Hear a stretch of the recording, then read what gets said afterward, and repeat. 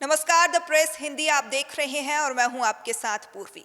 मध्य प्रदेश की सियासत में एक बार फिर हलचल तेज हो गई है। मंत्रिमंडल विस्तार और विभागों के फेरबदल को लेकर बड़े संकेत मिल रहे हैं। सूत्रों के हवाले से खबर है कि एक या उससे ज्यादा सीनियर मंत्री सरकार की बजाय अब संगठन में वापसी चाह रहे हैं। बताया जा रहा है कि कुछ मंत्री अपनी मौजूदा जिम्मेदारियों से असंतुष्ट हैं और पार्टी फोरम में अपनी बात भी रख चुके हैं। साथ ही कुछ मंत्रियों के पोर्टफोलियो भी बदले जा सकते हैं। अब सवाल यह है कि क्या मध्य प्रदेश में फिर से बड़ा फेरबदल होने जा रहा है।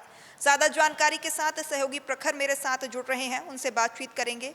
प्रखर, मंत्रिमंडल विस्तार की चर्चाएं तो लगातार हो रही थी, लेकिन इस बीच अब संगठन में सीनियर मंत्रियों की वापसी की चर्चाएं भी तेज होती नजर आ रही हैं। देखिए, बिल्कुल पूर्वी मंत्रिमंडल विस्तार की लगातार मध्य प्रदेश में चर्चाएं थी। कहा जा रहा था कि दशहरा के आसपास मंत्रिमंडल का विस्तार हो सकता है, कुछ मंत्री हटाए जा सकते हैं, कुछ मंत्री जोड़े जा सकते हैं। लेकिन इस बीच विश्वसनीय सूत्रों के हवाले से अब ये खबर सामने आ रही है कि कुछ जो सीनियर नेता जो इस समय मध्य प्रदेश के मंत्रिमंडल में कैबिनेट मंत्री की जिम्मेदारी संभाल रहे हैं, वो अपनी मौजूदा जिम्मेदारियों से असंतुष्ट हैं या यूं कहें नाखुश हैं। और ऐसे में जब संगठन के अंदर नियुक्तियों की हलचल तेज हुई है, चाहे फिर वो राष्ट्रीय स्तर पर नियुक्तियों की बात करें जिसमें अभी राष्ट्रीय अध्यक्ष की घोषणा और साथ ही सेंट्रल वर्किंग कमेटी जैसी तमाम कमेटियों की घोषणा बाकी है। प्रदेश के अंदर भी अगर बात करें तो नए प्रदेश अध्यक्ष का तो ऐलान हो गया है, लेकिन नए प्रदेश अध्यक्ष की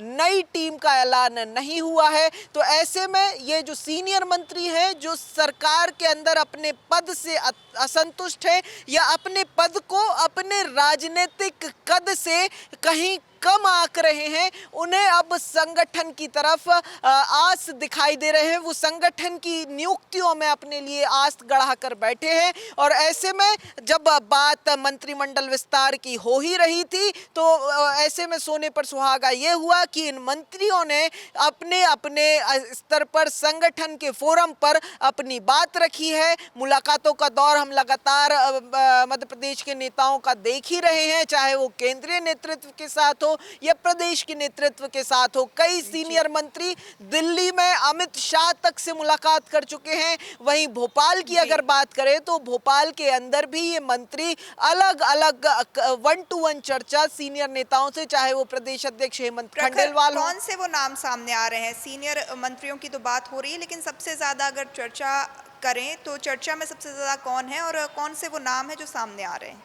देखिए, पूर्वी मध्य प्रदेश के 2023 विधानसभा चुनाव के अंदर बीजेपी ने लगभग 9-10 सीनियर नेताओं को, या यूं कहें जो उस समय सांसद थे, केंद्र सरकार में मंत्री थे, पार्टी के दूसरे राज्यों के प्रभारी थे या लोकसभा में सांसद थे, ऐसे कई नेताओं को चुनाव लड़ाया था, जिनमें से कई नेताओं को, यूं कहें आधे से ज्यादा नेताओं को प्रदेश सरकार में बड़ी जिम्मेदारी मिली थी। इनके अंदर नगरीय प्रशासन मंत्री कैलाश विजयवर्गीय हैं, इनके अंदर ग्रामीण विकास और पंचायती राज मंत्री प्रहलाद पटेल हैं, राकेश सिंह हैं जो लोक निर्माण मंत्री हैं। इसके अलावा विधानसभा अध्यक्ष नरेंद्र सिंह तोमर को लेकर भी ये चर्चाएं तेज हैं। और ये चर्चाएं क्यों तेज हैं पूर्वी, इसके पीछे का सबसे बड़ा कारण ये है कि ये जो तमाम नेता हैं, पिछले दिनों जब संगठन की नियुक्ति की कवायद सबसे ज्यादा तेज हुई तो सभी नेताओं ने एक एक करके सीनियर नेताओं से मुलाकातें भी की। कैलाश विजयवर्गीय कहा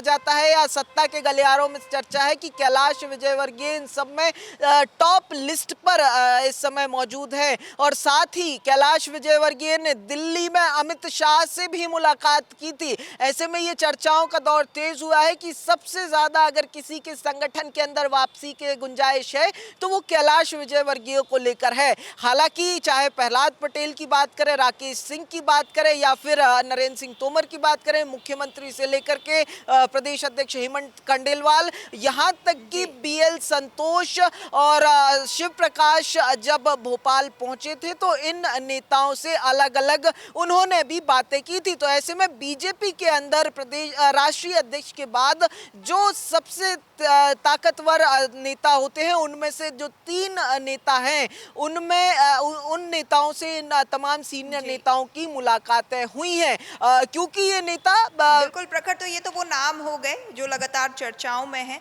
लेकिन अगर पोर्टफोलियो बदलने की बात की जाए तो लगातार नाम सामने आ रहे हैं। क्या वजह हो सकती है? विभागों में परफॉर्मेंस या फिर कुछ और?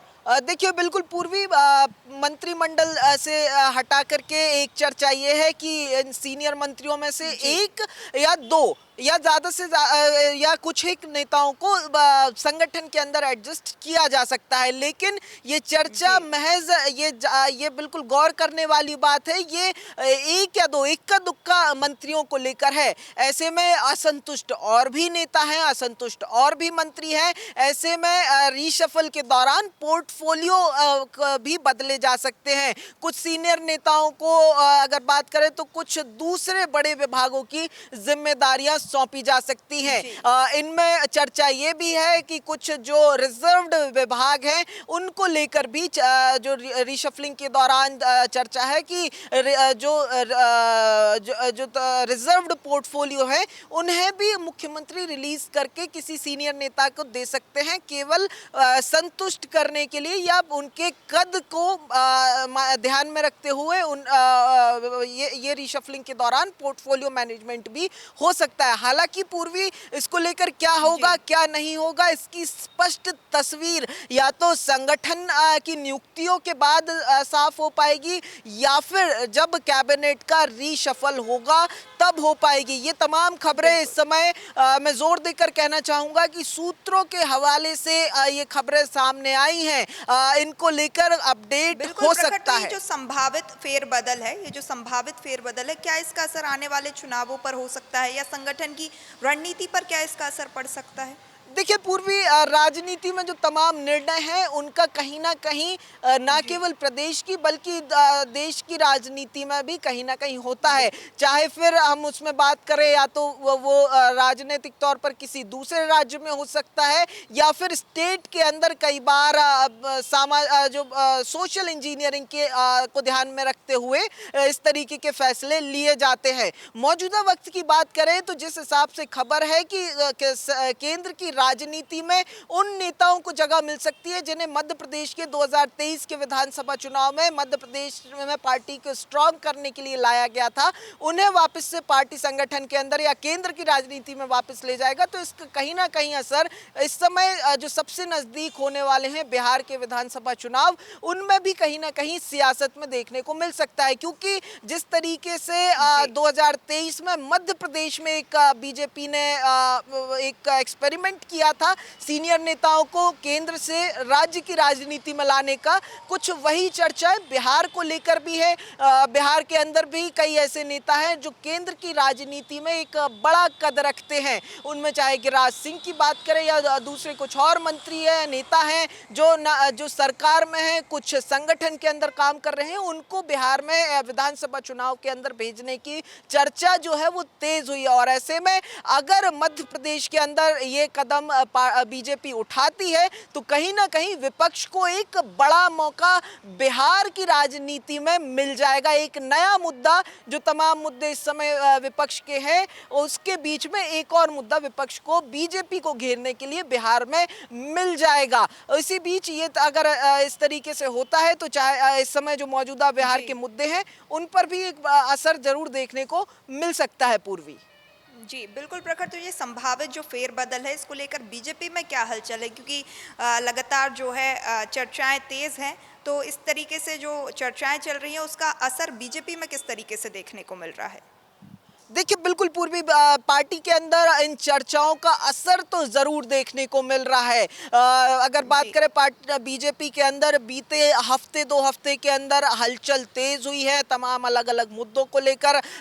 सेंट्रल लीडरशिप के बड़े नेताओं की आमद मध्य प्रदेश में लगातार हो रही है, जो हमने पहले जिक्र किया कि शिव प्रकाश आए, शिव प्रकाश के अलावा BL संतोष भी भोपाल आए और यहाँ पर मुलाकातों का दौर रहा। देखिए तस्वीरें इन मुलाकातों की तो आती हैं हैं, लेकिन तस्वीरें केवल वो आती हैं जिनको बीजेपी जिनके बारे में इंफॉर्मेशन बीजेपी सामने रखना चाहती है।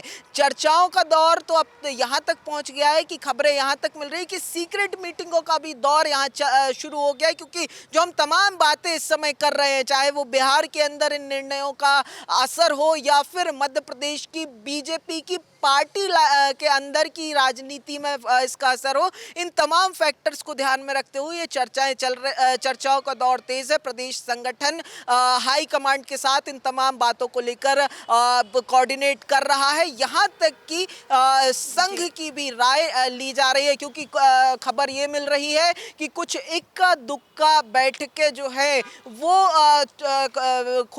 दबे छुपे संघ के कार्यालयों में, संविदा में, या आजकल जो संघ का एक नया हॉटस्पॉट बना हुआ है भोपाल के अंदर बना हुआ एक घर जिसका नाम नदी का घर है, इन तमाम जगहों पर भी राजनीतिक और सियासी हलचल बीजेपी की इस समय देखने को मिल रही है। तो चर्चाओं से बीजेपी के अंदर की राजनीति तो काफी ज्यादा गर्म है और हलचल काफी तेज है। हालांकि अब भी निर्णय होना बाकी है कि कौन होगा, किसका नाम सामने आएगा, कौन राज्य से वापस केंद्र की राजनीति में सक्रिय होगा और कब ये कैबिनेट रिशफल होगा। जी बिल्कुल बिल्कुल प्रखर। तो संगठन में वापसी की मांग, पोर्टफोलियो बदलाव की चर्चा और रणनीतिक फेरबदल के ये संकेत आगे की मध्य प्रदेश की राजनीति क्या मोड़ लेती है, इस पर सभी की नजरें टिकी हुई हैं। फिलहाल प्रखर, आपका भी बहुत शुक्रिया तमाम जानकारी साझा करने के लिए।